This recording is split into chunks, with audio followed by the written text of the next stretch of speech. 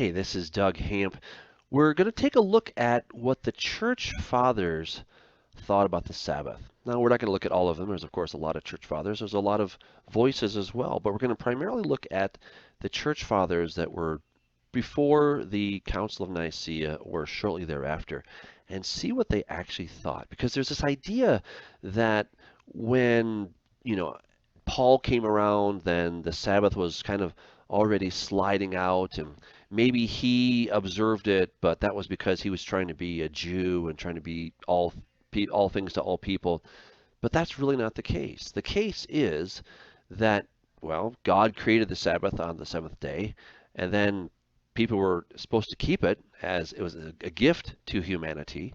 And then, of course, we see that Jesus kept it, Paul kept it, all the disciples kept it, and the early church fathers kept it. The reason this is so important is because it's going to help us to see that it was still normative. It was still considered theologically proper to keep the Sabbath. It was not something that had been done away with. It was not something that had been replaced.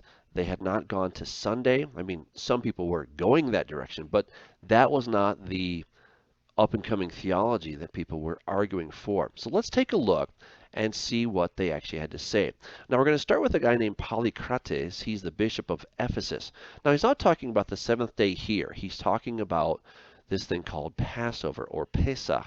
And it's important because it's considered one of the Sabbaths. Now we're going to get to the seventh day Sabbath in just a moment, but we're going to take a look here, and we want to start with this one because he's really early, or you might say that he's shortly after the time of Jesus, only 130 to 196. So we're still pretty early in how things are going. And he says that we scrupulously observe the exact day, neither adding nor taking away. I speak of Philip, one of the 12 apostles, who was laid to rest at Hierapolis. John, moreover, who reclined on the Lord's bosom. So notice here he's talking about the Apostle John, right, who wrote the book of John, who wrote the Revelation, of course, 1st, 2nd, 3rd John, right? He's talking about that John, and he's saying that he also kept the Passover. Now again, Passover isn't the seventh day, but it's considered a Sabbath, and he's saying that these people were keeping it. Then there is Polycarp, both bishop and martyr at Smyrna, and Thracias from Eumenia, both bishop and martyr, who rests at Smyrna. These all kept the Passover on the 14th day of the month in accordance with the gospel. Notice that? With the gospel. Not according to the Old Testament or to the Mosaic law or that thing that was done away with. No, but according to the gospel. The gospels are telling us to do this without ever deviating from it, but keeping to the rule of faith. Moreover, I also, Polycrates, who am the least of you all, in accordance with the tradition of my relatives, some of whom I have succeeded, 7 of my relatives were bishops, and I am the 8th, and my relatives always observe the day when the people put away the leaven. This is, of course, the feast of unleavened bread. So they're keeping the Passover on the 14th. They're keeping the feast of unleavened bread, right? He says that. I myself, brethren, I say, who am 65 years old in the Lord, and have fallen in with the brethren in all parts of the world, and have read through all Holy Scripture. That's just a big deal. They didn't have it on their phones. They couldn't just carry their Bible with them. They had to look at all the different scriptures and go to libraries and get these, and they were much more complicated. He's read everything, he says. He says, I'm not frightened at the things which are said to terrify us, for those who are greater than I have said we ought to obey God rather than men. Notice that. People were already trying to stop them from keeping this feast. And he says it's better to obey God than men. Pretty amazing. Now we come next to Irenaeus, and he's writing against a man named Marcion. I'll explain who he is in the next slide. But Marcion had this idea that the law was abolished. So Irenaeus says, and that the Lord did not abrogate the natural precepts of the law, for, he remarks, it has been said to them of old time, do not commit adultery. But I say unto you that every one who hath looked upon a woman to lust after her hath committed adultery with her already in his heart. For all these do not contain or imply an opposition to and an overturning of the precepts of the past, as Marcion's followers do strenuously maintain, but they exhibit a fulfilling and an extension of them. Notice that. He's saying, look, the Lord did not abrogate the natural law. He did not abrogate the law that was given at Sinai. That wasn't done away with. Even though these followers of Marcion are strenuously maintaining that they were done away with, they were abrogated. But he says, no, they exhibit a fulfilling and an extension of them. Well, who was Marcion? Well, according to the Catholic Encyclopedia, Marcion was no Gnostic dreamer. He wanted a Christianity untrammeled and undefiled by association with Judaism. So Marcion lived around 144 AD. He wanted to completely cut out Judaism from Christianity. He wanted to separate these two. And in my opinion, we are under the ghost of Marcion. We're under his influence. We're still drunk with his theology all these years later, and yet most people have no clue who Marcion is. They've never heard of this guy. Who's Marcion? Well, it would seem that many churches are unwittingly and probably unwillingly teaching his theology, whether they realize it or not. So Christianity was the new covenant, pure and simple, according to Marcion. Abstract questions on the origin of evil or on the essence of the Godhead interested him little, but the Old Testament was a scandal to the faithful and a stumbling block to the refined and intellectual Gentiles by its crudity and cruelty, and the Old Testament had to be set aside. I've gone to churches that teach something like that. Now, they'll give lots of lip service to the Old Testament, or the Hebrew Scriptures, as I like to call them, or also known as the Tanakh. They'll talk about it, say, yeah, that was God's Word. It is God's Word. But it doesn't apply to us anymore. That was for back then. And we're New Testament Christians. That was the Old Testament. And so they'll take it as this body of literature that gives us a lot of great examples of, maybe what to do, what not to do in some cases, some case studies, David, Gideon, Samson, and we can learn important lessons from these guys. And we can learn things about God, but that's not really for us. That's basically what it comes down to. And it's that same spirit. It's a spirit of Marcion that is in the teaching of so many today. Well, Irenaeus, he also writes against Marcionism. He writes, with regard to those, the Marcionites, who allege that Paul alone knew the truth, and that to him the mystery was manifested by revelation, let Paul himself convict them when he says that one and the same God wrought in Peter for the apostolate of the circumcision, and in himself for the Gentiles. Peter, therefore, was an apostle of that very God, whose was also Paul, and him whom Peter preached as God among those of the circumcision, the Jews, and likewise the Son of God, did Paul declare also among the Gentiles.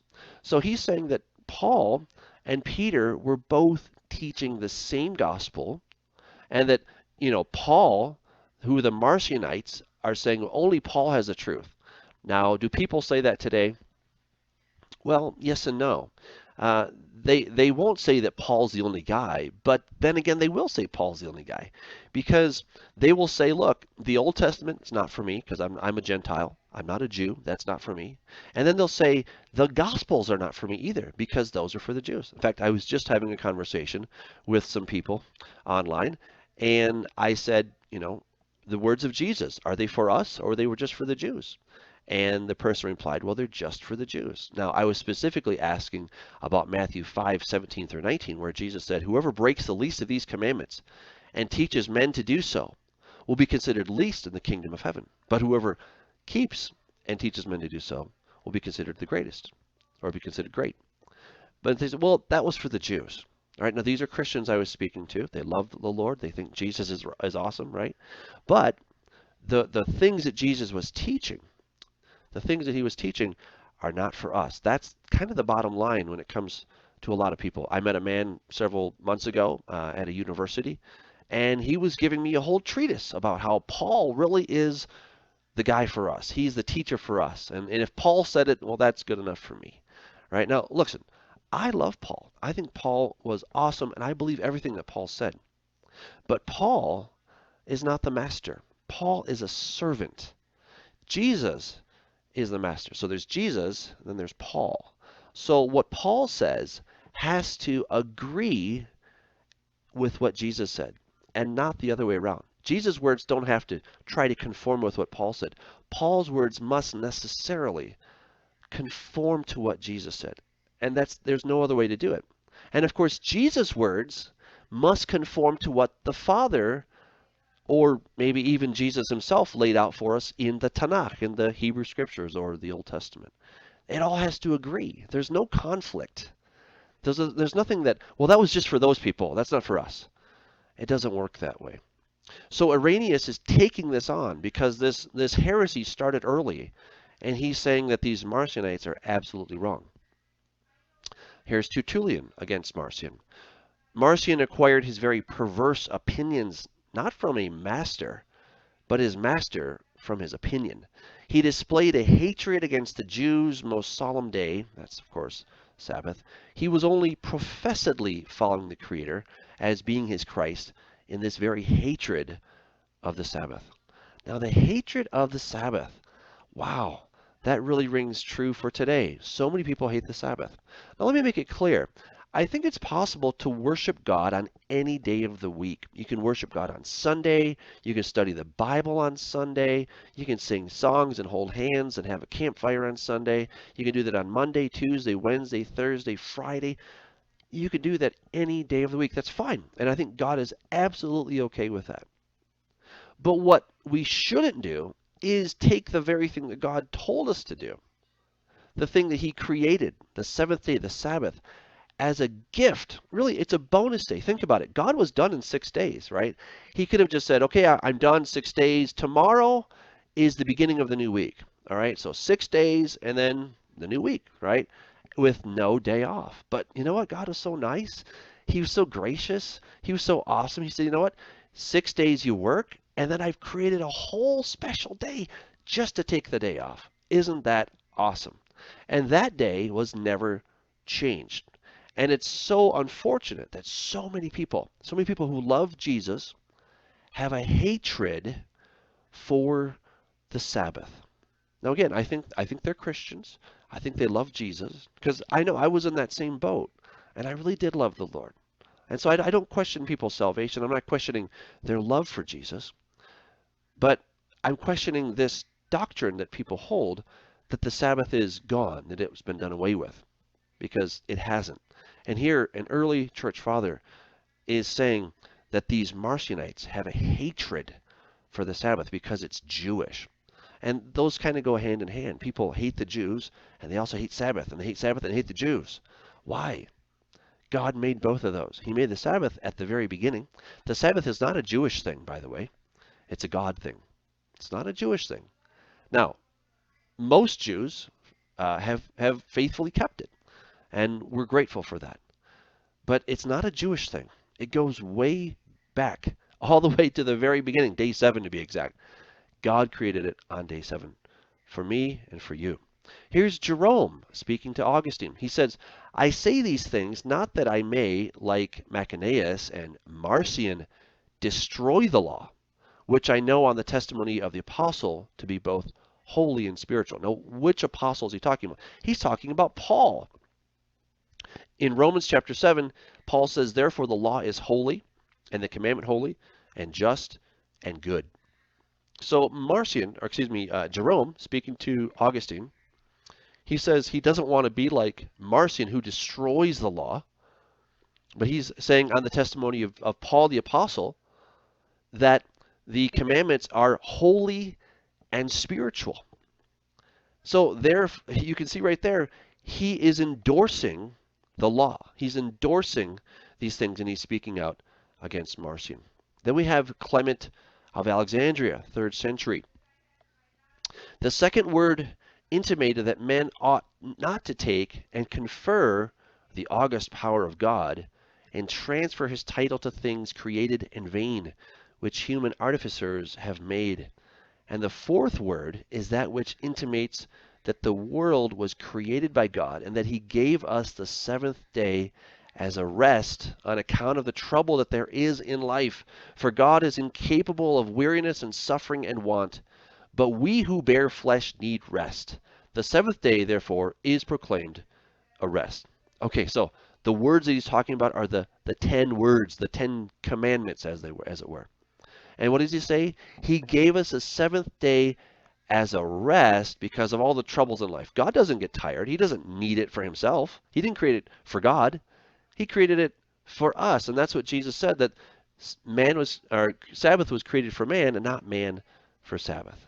It's really simple. It's a gift God created for us. It wasn't created for God, but it is a special day. It's a holy day. It's a separated day, and it's a blessed day. He says the seventh day, therefore, is a proclaimed rest. Not the first day, not Sunday, not Monday, not Tuesday, Wednesday, Thursday, Friday, but starting Friday evening until Saturday evening, that's called the seventh day. That is a space that God has given us as an incredible blessing. Notice what Origen says. Now, Origen is kind of sometimes a bit liberal in his thinking and his theology. Some people would call him a heretic. But not everything he said was heretical. Some things were, some things weren't. Let's check out what he says on this. But what is the feast of the Sabbath, except that which the apostle speaks? There remaineth therefore a Sabbatism, that is, the observance of the Sabbath by the people of God. Let us see how the Sabbath ought to be observed by a Christian. On the Sabbath day, all worldly labors ought to be abstained from. Give yourselves up to spiritual exercises, repairing to church, attending to sacred reading and instruction. This is the observance of the Christian Sabbath. Now, it's interesting. Origen here is referring to the Sabbath as being the first day, being Sunday. But he's still using that term Sabbath, and he tells you what you should do on a Sabbath or not do. He says you should give yourself to spiritual exercises, repairing the church, maybe not. Attending to sacred reading, that's a good idea, instruction. This is the observance of the Christian Sabbath. So it is to be a special day. It's to be a day set apart. But of course, Origen has actually now transferred that over to the first day. So those are just some of the things that help us to understand what is involved in this thing called the Sabbath. So again, as we've gone through this list, we've gotten to see that the church fathers were talking about the seventh day, maybe with the exception of Origen, but they were talking about the seventh day, that it's a special day. It's a day that God created for us to be a blessing for us, and it's something that we should still observe. So this idea that, Jesus did away with it or Paul did away with it, it's not in the text. It's just not there. Now, if you're interested, I just recently did a study on Hebrews 4:9, the word sabbatismos. Check that out. If that's what you're thinking, well, what about this, Doug? Check out that video. I'll put that in the link below so you can look at it. But it's not talking about the idea that it was done away with. Not at all. In fact, there still is Sabbath keeping for the believer. It's a gift. It was a blessing. It's not a burden. It's a day off. Doesn't everybody want a day off? Remember that song by Loverboy, Everybody's Working for the Weekend, right? What does that mean? You want a day off. So God gave you a day off. It's on your calendar. God has penciled it in, day off, right? And every week he wants you to have a day off and to chill, to relax, to go back into that wonderful time of going into this thing called the Sabbath, which really takes us from time into this kind of space called eternity. What was God doing before he created? He was at rest. He wasn't doing anything as far as we know, right? He was in that restful state, the eternal state, the non-temporal state, the non-creative state. And on the Sabbath, what did he do? He went back into the non-creative state, that resting state. And when we enter into that, we get to spend that special time with God. It's really cool. It's just called a day off. It's a day to, sleep in, study the Word, fellowship with other people. It's really a great thing. I encourage you to do it. You'll discover how wonderful it really is, and it's not a burden. Until next time. But before I go, I encourage you to sign up, look at the other videos on this very topic, and click on that bell, and that's a great way for you to be notified for the next thing. Take care.